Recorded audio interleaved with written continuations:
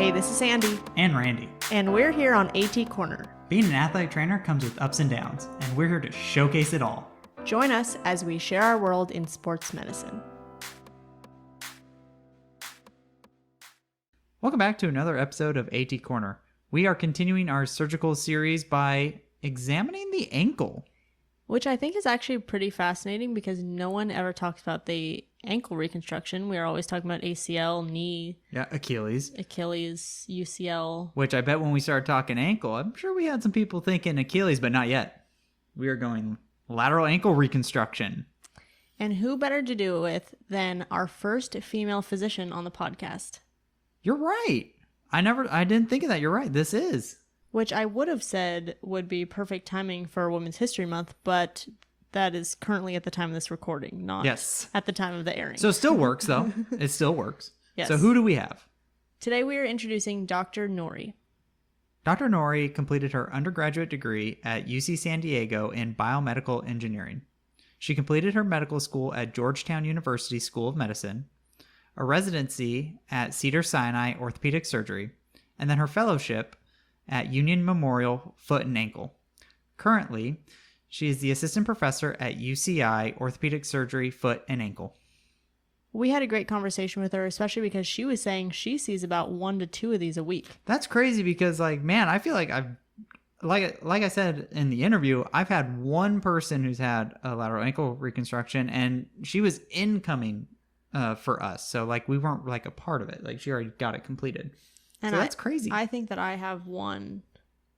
I know of 2, but the other one wasn't my athlete. So yeah, that's crazy. So it's just in our population, I feel like it just isn't as common, which is why I think that this is so important. I was just about to say that's why I feel like this was such a valuable interview, because I felt like I learned a lot through this that maybe when we were going through school we may have talked about it briefly, but it's not one of those there's other surgeries that are a little more common that hey, we have to touch on this a little bit more. So it was really nice to, have this interview and be able to learn just the knowledge that she has. And there's a lot of knowledge there. Yeah, I agree. So why don't we get started? Lateral ankle reconstruction seems like it's not really talked about very often. And I know clinically for me, I've only had one athlete who has come in with it. So I feel like it kind of gets forgotten about. So when would you say it's advised that a patient should be considering a lateral ankle reconstruction? Yeah, great question. And great actually intro. It's interesting. Ankle sprains are one of the most common, if not the most common, musculoskeletal injuries. And the most fascinating part is that I tell patients, 80, 90% do great. They come in, they have a ton of pain, they're swollen, but I tell them, you know what? Early functional rehab, you get things going early, 80, 90% do well. It's those 10, 20% that just have either that aching pain, or they're like, I just don't trust my ankle. It keeps giving out on me. So it's a big cohort of people, but only a small percent of that cohort who end up needing surgery. In general, I tell people if I'm seeing them pretty recently after a sprain that I wait until the 3-month mark. So no role for early imaging. So I don't ever do MRIs early because it shows the ligaments are torn or they're sprayed and people freak out. They're like, oh my gosh, it's torn. I have to get it repaired, right? I'm like, well, no. Again, 89% of the time, things scar, they heal in the right position. It's just about getting it to heal in that correct position. So I tell them 3 months. So 3 months from the time of injury, if you're having any residual pain, any sense of instability, that's when I want you to come back and talk to me. We'll get that MRI. We'll talk about surgery. Is there something clinically that us athletic trainers can look for kind of at that 3-month mark? Yeah, so really it's both objective and subjective is the tough part. So objectively, assessing for that instability or any sort of residual functional deficits, strength deficits. And then subjectively, I think this is the harder part where sometimes that objective test is hard. You stress their ankle, you do that anterior drawer test where you're testing them at about 20 degrees of plantar flexion, you're doing the anterior translation, I don't know, it feels a little loose compared to the other side, but the patient's telling you you know what, I really don't trust my ankle. I walk on regular ground, I walk on uneven ground, it just keeps giving out. And you're like, I don't know, it doesn't feel that unstable. But if they're telling you it feels unstable, then there's a big subjective component too. Oftentimes I'll find it's those subtle ones. I take them, I put them under anesthesia, and like, holy smokes, yeah, their ankle's just like loosey goosey because oftentimes they guard. It's uncomfortable. No one likes their ankle being tugged on. It's not comfortable for anyone, whether or not you have ankle instability. And so that guarding component, so that subjective component actually it plays a pretty big role. And then as well as just tenderness, residual tenderness, whether it's over the lateral ankle ligaments or over the peroneal tendons, so over the lateral ankle and hindfoot structures. I like how you touch on the subjective part because I feel like so many times we'll hear more often about an unstable knee than an unstable ankle. Yeah. And again, it's a combination of both. So if someone comes there, the ankle just feels rock solid, they're not guarding, then it's like, okay, I'm missing something or something else must be going on. But a lot of times it is subtle, especially because patients don't love you tugging on their ankles. So it's not like everyone you do the ankle stability test and like, oh yeah, it's so loose. So a lot of times it is just listening to them and their subjective issues. And I think the primary thing is if by 3 months they're not really on their way to almost back to baseline, then that's a red flag. Okay, perfect. For the patient that's like, all right, it's time, surgery is going to be the right route. What are some graft types to consider going into that surgery? Yeah, so actually, I thought this was an interesting question because it's a perfectly STEM question for a majority of sports surgeries we do. But interestingly, actually, ankle instability surgery very rarely regrafting. So historically, there are various repair types. So in general, there's two types of repairs. There's anatomic and non-anatomic repairs for ankle instability. Pretty much, I'd say over 95% of the time, everyone's doing an anatomic repair. It's rare to be doing a non-anatomic repair. And what I mean by that is the non-anatomic repairs are what historically people will do. So that would be taking part of the peroneus brevis, actually, so part of the peroneal tendons, and rounding it through the fibula, the calcaneus, through various bone tunnels, but essentially using their own tendon. Rarely, again, revision surgery, if someone has other underlying factors, will allograft be used. But otherwise, grand majority of the time, we're doing anatomic repairs where we're using the body's own autograft, your own tissues, where essentially we're anatomically shortening and reinserting those lateral ankle ligaments, and then we're reinforcing them with the inferior extensor retinaculum. So it's called a Brostrom with a Gould modification is the fancy eponym for it. So the Gould modification is essentially that inferior extensor retinaculum augmentation with the periosteum or the thick outer layer of the bone. And we use there's any sort of combination of things. Majority of people use suture anchors, which are little I call them, they look like little plastic Home Depot screws that you put into the bone, and then they have thick sutures coming out to help reinforce the ligament. There's a lot of technical details. There's a relatively newer addition called a suture tape augmentation, or essentially a thick suture material that you can use to augment your repair. It's not in lieu of your anatomic repair, but it can help to supplement, to kind of like a counter check that some people like using, or I'll use for revisions or higher level athletes. But in general, we're doing anatomic repairs. Awesome. That's a really good distinguish. Yeah. So if we have someone who is going to go into that surgery, a lot of times us athletic trainers are going to be involved during that pre-op phase.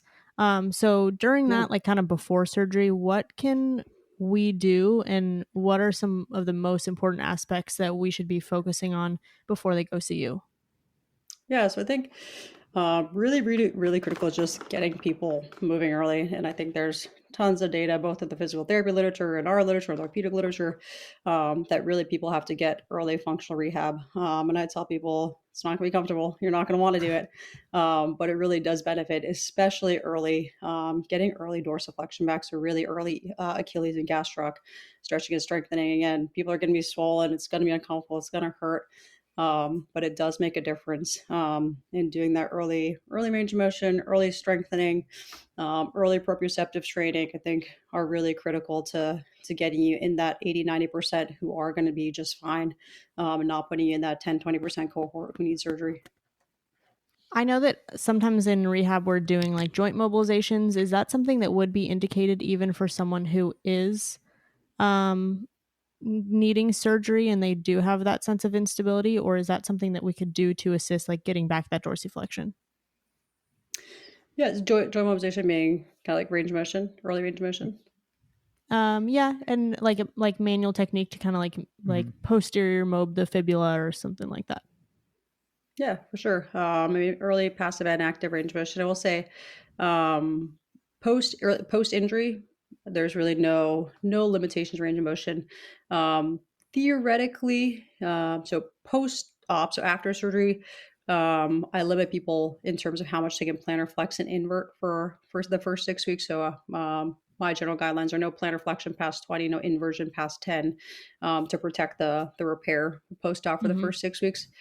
Theoretically, if we're treating our surgeries like we're rehabbing our acute injuries, maybe we should be doing that same restriction for the first 6 weeks after injury as well to protect those ligaments. But I don't think there's really definitive data either way. But theoretically, if you were to say, should I limit them in something, it'd be extreme to plantar flexion inversion. But as far as I know, there's no detriment to no restrictions on range of motion after the injury. Awesome.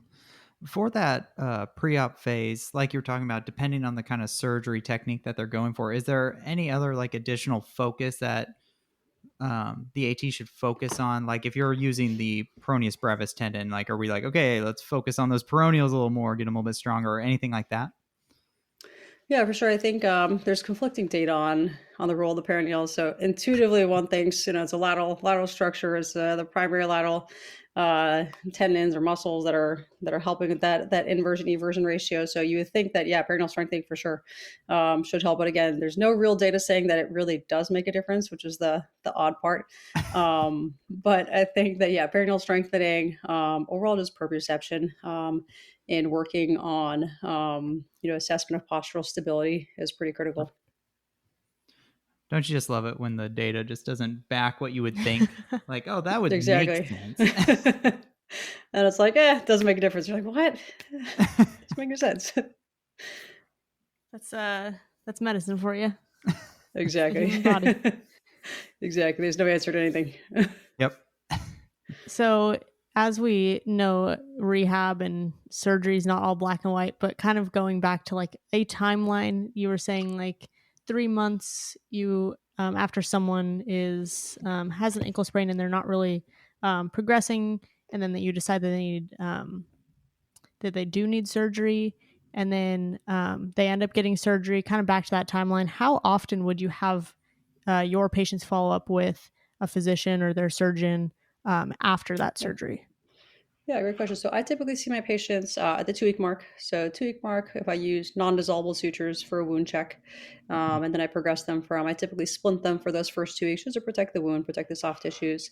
And at the 2 week mark, I put them in a boot, just a tall cam boot in neutral. And then I tell them at the 3 week mark, they can start putting some weight on it. Realistically, most people don't start walking a ton until the 4 week mark, even though I tell them it's okay to, because they're worried, they're nervous, it hurts. But I tell them it's okay. It's totally safe to do the 3 week mark. And then I see them back at the 6 week mark. I give them the physical therapy prescription at the 2 week mark. And I tell them realistically, it takes a week or two with insurance authorization, with all the boxes you have to check for you to really get started therapy with the anticipation that you can start therapy at the 3 4 week mark as early as the 3 week mark. I want them to start their own early range of motion at the 2 week mark. So 2 weeks into boot, early range of motion, start walking and start therapy at 3 weeks ideally. And then I see them back at 6 weeks. At that point, I take them out of the boot into an ASO or ankle stabilizing orthotic that I have them use for the first 12 weeks after surgery with walking, just any daily activities, and then up to 4 months with any high impact cutting or sports. And then I see him back at that 12 week mark to check back in. I don't typically routinely do imaging post op for these unless I did some other bony work. It's really just clinical checks to see, again, that subjective, objective, clinically, objectively, does your ankle still feel stable, which it should, because that was the goal of the surgery. Then subjectively, how are you feeling? Is your pain better? Is your sensation and stability better? Are you progressing and getting better and better at each visit? And then I do generally, most people honestly discharge people at 12 weeks from clinic just because these patients do so well. They're like, why do you need to come see me? But I typically still see them at the 3 month, 6 month, and then 1 year mark. Oh, awesome. So within those first 2 weeks, you said you're really mostly just focusing on that immobilization, and you don't really start range of motion until after the 2 weeks. Exactly. So the first 2 weeks in a splint, protect the soft tissues, protect the swelling, protect the wound until the sutures come out. Perfect. So during that follow up or going through that post op phase, just in general, what are some complications that the AT should kind of keep in mind as they're going through the rehab process that are kind of unique to a lateral ankle reconstruction? Yeah, so I think honestly the main thing is just those restrictions for the first 6 weeks of no extremes of plantar flexion and inversion.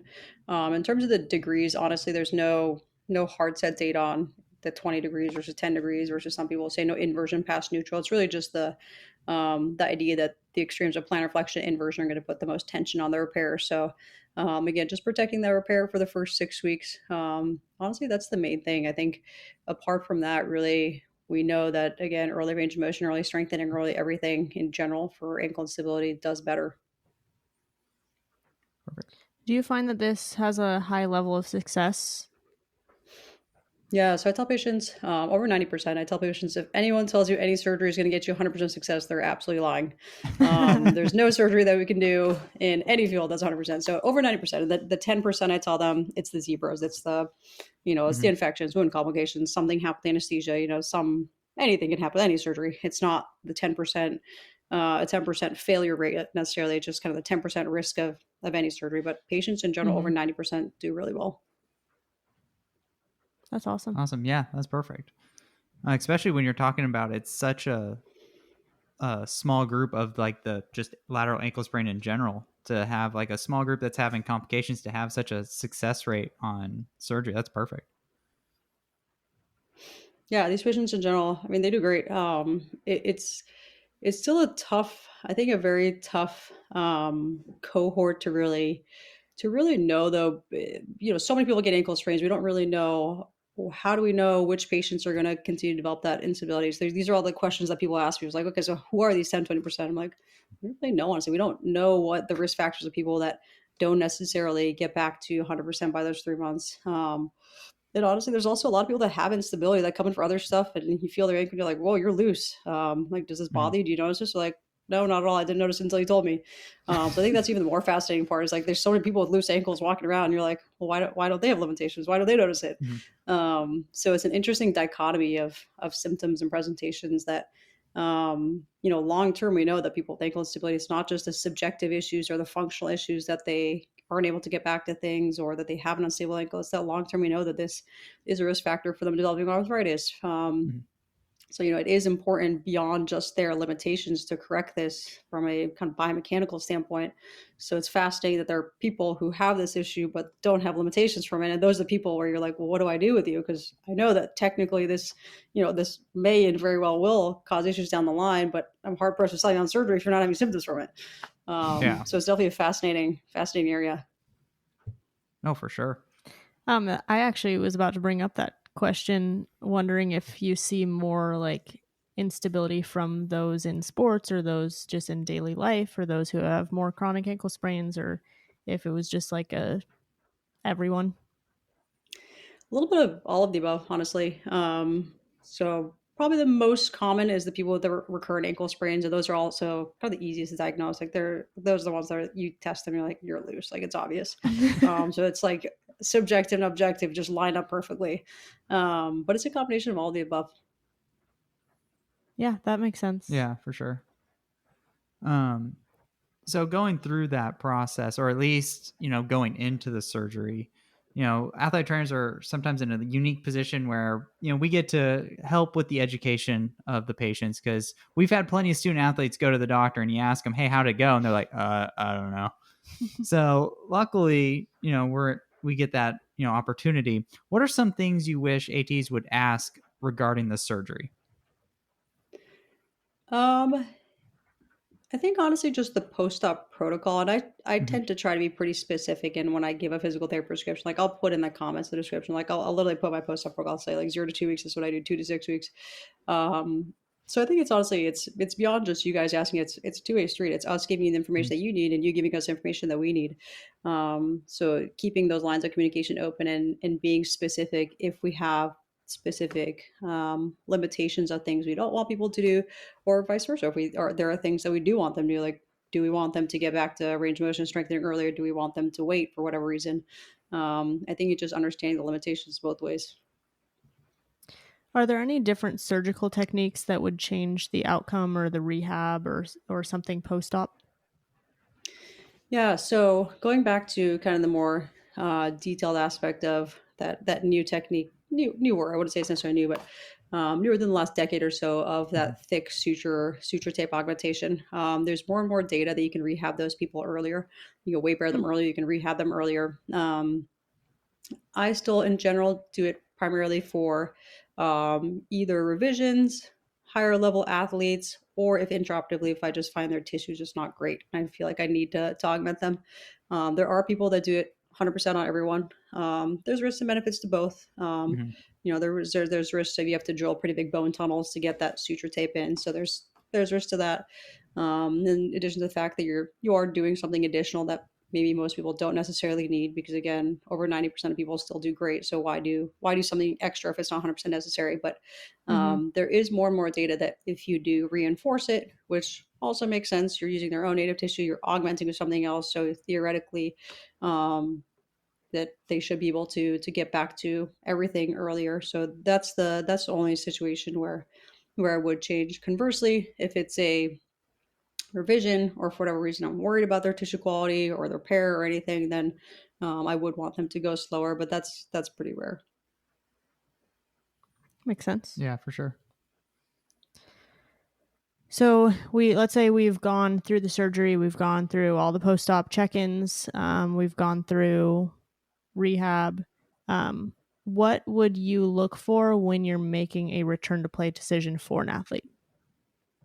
Yeah, great question. So in general, I'm letting people get back to running in a straight line around the 10-week mark. And then by 12 weeks, it's okay for them to get back to sports.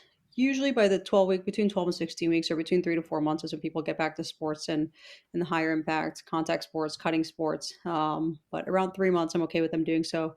But it's also for me a conversation with you guys. How are they progressing? Because these are just numbers on paper. This isn't Mm-hmm. going to be the same thing for everyone. Just because I tell you at Mm-hmm. 6 weeks you can do something is not you're not going to do it necessarily. So it's working with you guys. I tell them, it's a close relationship with your personal physical therapist, because they're the ones seeing you, every week, a couple times a week. I'm the one that's seeing you every 2 weeks, then 6 weeks, then 12 weeks. I'm not seeing you as often. So it's working with them to figure out, how are you progressing? How do they feel about your progression? How do you feel about how you're progressing? Not necessarily pushing you. Just because we're saying you can get back to running doesn't mean you have to. If you don't feel comfortable, then keep getting stronger, keep working on any deficits that you guys see. So a lot of it, honestly, I leave up to you guys to dictate. These are my okay to do it at this point, but Mm-hmm. everyone will be variable. Mm-hmm. When they're transitioning from the boot and progressing through that rehab, should they be going with a brace for some stability in their daily life, or once they're out of the boot, hey, you're kind of like, hey, get back to your just kind of normal walking without any support? Yeah, so I give them the brace, the ASO, the ankle Mm-hmm. stabilizing orthotic. I give that to them at the 6 week mark. Okay. So 0 to 2 weeks in a splint, 2 to 6 weeks in a boot. Walking on it starting at 3 weeks, but in the boot until 6. And with that, telling them take off the boot several times a day, start doing that range of motion with those extreme limitations of plantar flexion inversion. Obviously taking off for therapy, but then at the 6 week mark, get rid of the boot, get into the ankle brace. Keep using the ankle brace with just any daily activities until 12 weeks. You don't have to sleep in it, but anytime you're standing, walking around, use the brace for more stability and support. And then until the 4 month mark, or until 16 weeks with any sports or high impact running. I think there's good data on using external support in ankle instability with or without surgery. Mm-hmm. Um, there's data both ways, and I think honestly, it definitely is a physical. It does give more support and stability, but I think honestly for post op, it also for a lot of people just kind of mentally makes them feel better, being like, okay, I have something backing me up, even though we're doing the surgery to stabilize the ankle, so Yeah. theoretically they shouldn't need any sort of support. But I think it just makes people feel more comfortable rather than being like, all right, ditch the boot, get into regular shoes. I think people feel a little uncomfortable. That's like, okay, I'm ditching the boot, I'm getting to regular shoes, but I have something still. So I think it's a little bit of mental and physical reassurance. Oh, that's perfect. You ready to do the action items? Yes. So, Sandra likes hard hitting, usable info, quick Which stuff. Okay. has been all of this. Yep, all of it, absolutely. Okay. What advice would you give to someone rehabbing a lateral ankle reconstruction for the first time? I would say again, listen to the objective and subjective guidelines. So, listen to those 6 week, 12 week, 14, 16 week markers, but also listen to your patients saying, what they feel comfortable with. If they feel like they're progressing really well, sometimes you have to hold them back, say, hey, you still have to like wait until this amount of time to do this just to be sure your body's healing properly. We're protecting repair. But if they feel not up to doing it, it's also okay. But letting them know it is okay. So I think for you guys too, it's a both mental and physical. Assessing their physical capabilities and also assessing mentally where they're at. What do they feel comfortable doing? What are they okay doing, despite um, whatever you tell them? People will sometimes not want to do it or will want to do it. So Mhm. I think the combination of those two. Perfect. Yeah, that's great. Yeah, I love that.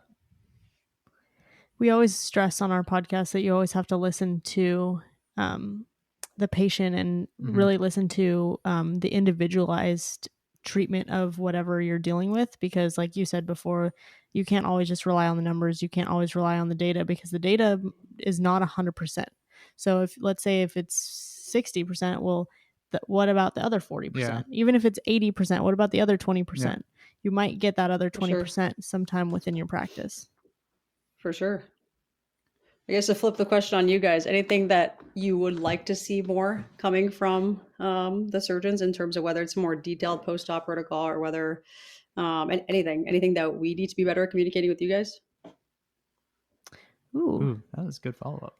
I would say for me, yeah, just like what the surgeon prefers, like their protocol to be. The surgeons we've worked with, kind of like you said, they're always very clear. They're always their resources for like the protocol they like are usually really readily available.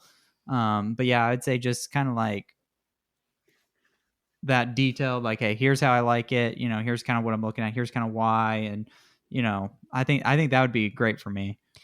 I find Cool. that when I'm working post-op, it's easier for me to have a little bit more creative liberty with my rehab if I know Mhm. what I need to avoid, Yeah.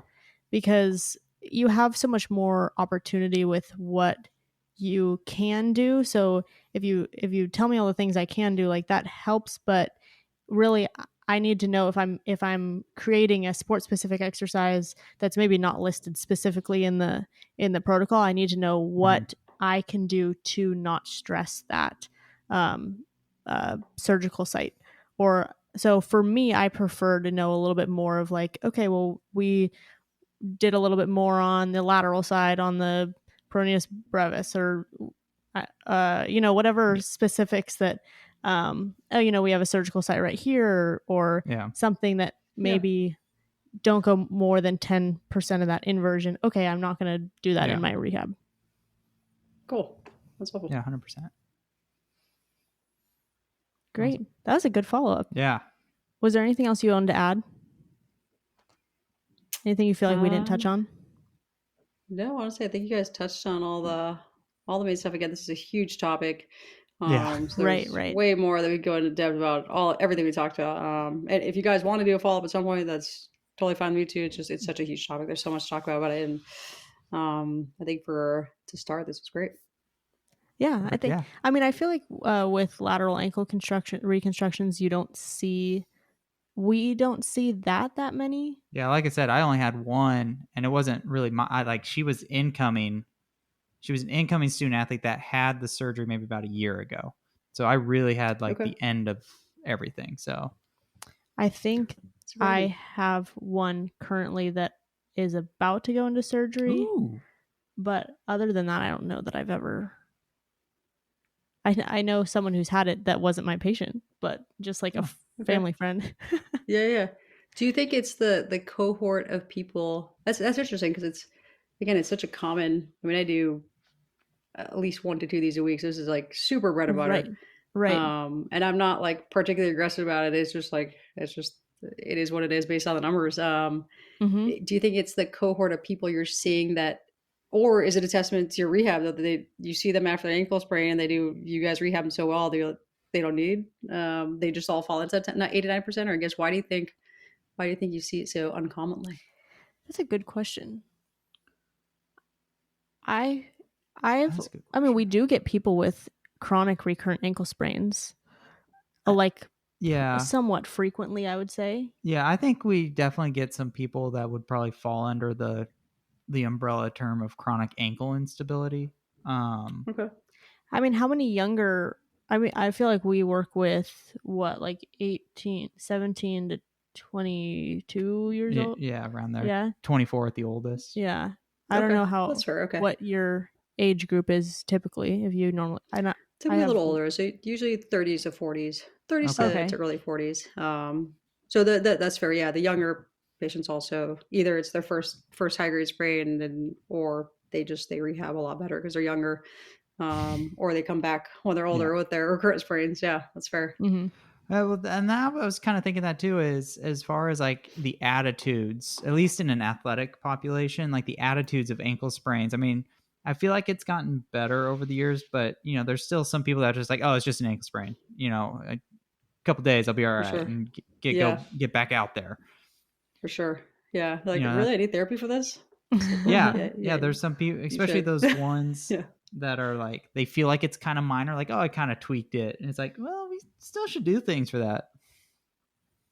So the one yeah, that I have right 100%. now, she is a women's basketball player, and she actually I didn't do the eval. I don't work with women's basketball really, but my co-head was doing she did an anterior drawer, and I think she did Taylor tilt inversion, and that inversion, oh my goodness, she was like, she felt like the suction kind of like gave out, and she was like, I've never felt an unstable ankle. That was like quick trip to the doc right now. I'm gonna send the referral right away because she was like, it was unsettling the instability, and she's like, you need to feel this. And I haven't seen her since, but I was like, man, I do need to feel Yeah. that. Those are ones from a provider standpoint. It's kind of satisfying. Yeah, like 100%, no question. Like, yeah, exactly like you said. Like, you're almost like, holy smokes, I can almost dislocate your ankle. Like, it's that loose. Right, Yeah, right. That's wild.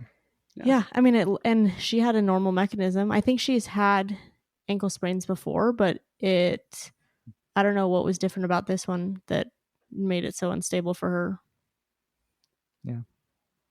yeah. So I think there's some pretty valuable gems that she talked about that we can look into at the subjective and the objective level. Definitely. I know that the one patient that I'm talking about that had or is having